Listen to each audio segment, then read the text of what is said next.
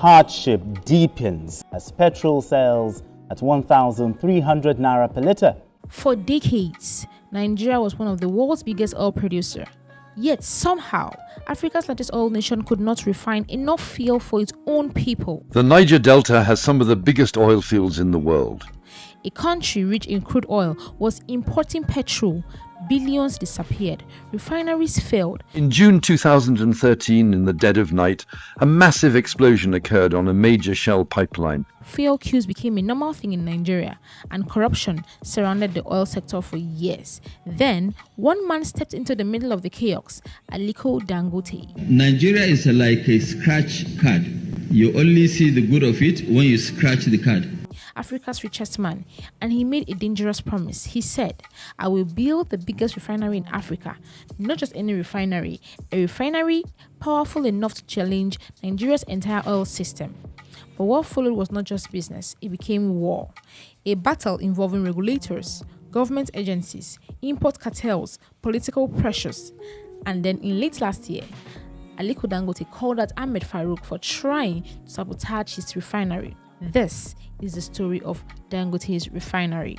Oil was first discovered in commercial quantity in Nigeria in the year 1956 in Bayelsa by Shell Company. Over time, Nigeria became one of the top African producers of crude oil. But there was a massive problem.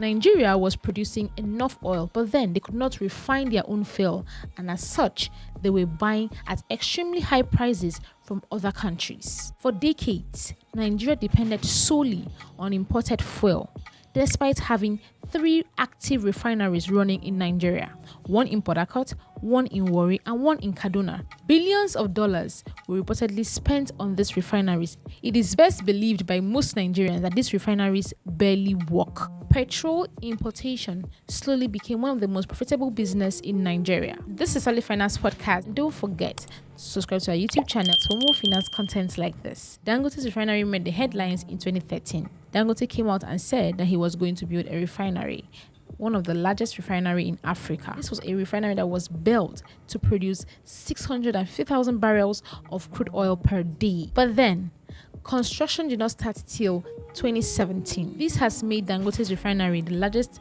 refinery in Africa and one of the largest single train refinery in the world. The estimated cost of this refinery was about $18 billion to $20 billion. Many people doubted that this refinery would ever come to life. But regardless, Dangote followed suit with his plans to build the refinery, and he continued construction. Dangote strongly believed the refinery was going to end Nigeria's dependency on imported fuel. His refinery is located in Lekki Free Trade Zone, Lagos, Nigeria. The plant was inaugurated by the former president of Nigeria, President Muhammadu Buhari. This moment was historic because Nigeria was slowly achieving their goal of refining their own crude oil in their country. People thought that the price of oil was going to come down. They also thought that the naira would be stabilized. But almost immediately, tension started rising that Dangote was trying to monopolize Nigeria and that Nigerians should not let that happen. But Dangote made his point clear. We have enough fuel to supply. We're not supplying as retailers, we're supplying as wholesalers. I have a refinery. I'm not in the business of retail. If I'm in the business of retail, then you hold me responsible. But what I'm saying is that the retailers should please come forward and pick. If they don't come forward and pick, what do you want me to do? That's nothing that I can do. So I am expecting either NNPC or the marketers to stop importing. They should come and collect. We have what they need. And, as they remove, I'll be pumping. I don't know whether you understand what it takes to keep 500 million liters inside our tank. It's costing me money. Every day, if I will be able to collect the naira, I can actually charge somebody 32% in interest. So right now, that's what I'm losing. And you are taking... Dangote's refinery was ready to supply enough fuel for Nigeria. After having this speech, most of the executives in the fuel sector were not buying the idea. They were still giving license to importers to keep importing fuel into Nigeria. Dangote got pissed and he took legal actions against them. This action sparked a lot of controversies. People were now saying that, oh, Dangote is truly trying to monopolize Nigeria. Why is he forcing Nigerians to buy? NNPC officials came out publicly and said that they helped Dangote's refinery with $1 billion during the liquidity problems. Dangote's camp pushed back immediately. They said that the $1 billion investment was not meant for liquidity problem, but rather to acquire a 7.24% stake in their company. At the center of these controversies was Ahmed Farouk, the head of the Nigerian Midstream and Downstream Petroleum Regulatory Authority. He's saying that his petrol is not good enough. Supporters of Dangote claim that most of these regulators are trying to protect their interests. Meanwhile, critics say that Dangote was trying to monopolize Nigeria. There are a lot of concerns about supply of petroleum products nationwide, and the claims by some media houses that we're trying to scuttle Dangote Refinery. That's not so. Dangote Refinery is still in the pre-commissioning stage. It has not been licensed yet. We haven't licensed them yet. They are still in pre-commissioning. I think they're about 45% completion rather. Dangote is requesting that we should suspend or stop all importation of petroleum products, especially AGO and jet kero, and direct all marketers to the refinery.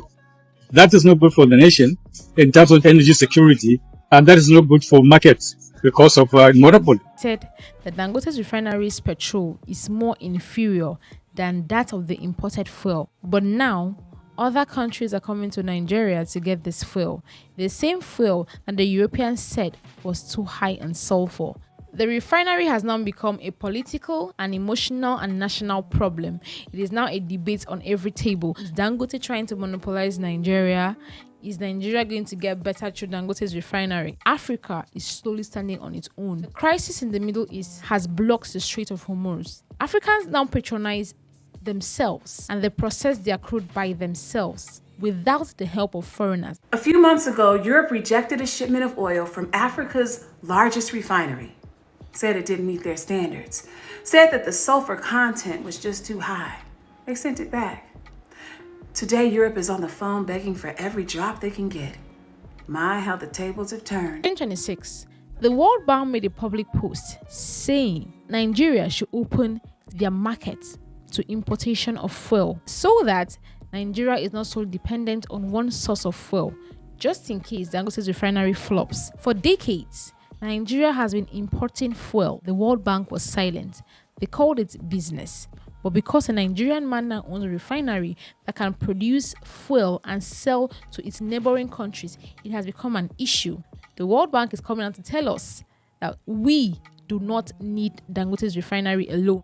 Bloomberg came up with very outrageous headlines. The first one says, Nigeria halts gasoline imports permits in a win for Dangote. They're trying to say that we are encouraging Dangote to win Nigeria. Africa's richest man got what he wanted. They're trying to instigate this idea in the head of Africa that Dangote is going to monopolize Africa very soon.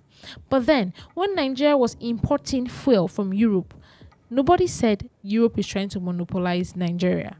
They just called it business. Even after 40 years, they still come back with the same logic, trying to sway Nigerians into believing what they want us to believe. The bitter question is, why is the talk about monopoly coming up now that Africa has a working refinery? Why are they trying to blacklist Dangote's refinery? The World Bank came up with a message just when Dangote decided to build another refinery in Africa.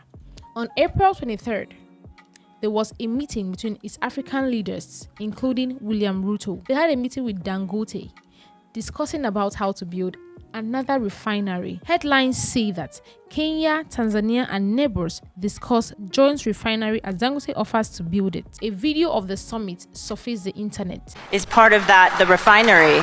Even now, I can give commitment to the two presidents that were here. If they will support the refinery, we'll build the identical one that we have in Nigeria, 650,000 barrels. Wow. So the discussions are still early, though, but the three of you, it seems like you're trying to make this work. It will work. There's nothing that can stop it. We have done the one in Nigeria, and that's why we are taking the bold move, which we have started already. Piling has started. We are building that one to a scale. 1.4 million barrels a day will give us will be the largest refinery in the world. That's number one. Number two, will have 10% of the entire. The good news is that the oil sector is about to get its breakthrough. The bitter question is, what happens to the other sectors? The Dangote Refinery is more than just a business project. It is a symbol of ambition and power. Africa's problem was never about fuel. It was always about our system. He has opened Africa's eye to seeing that we don't need others to survive. We need only ourselves to survive.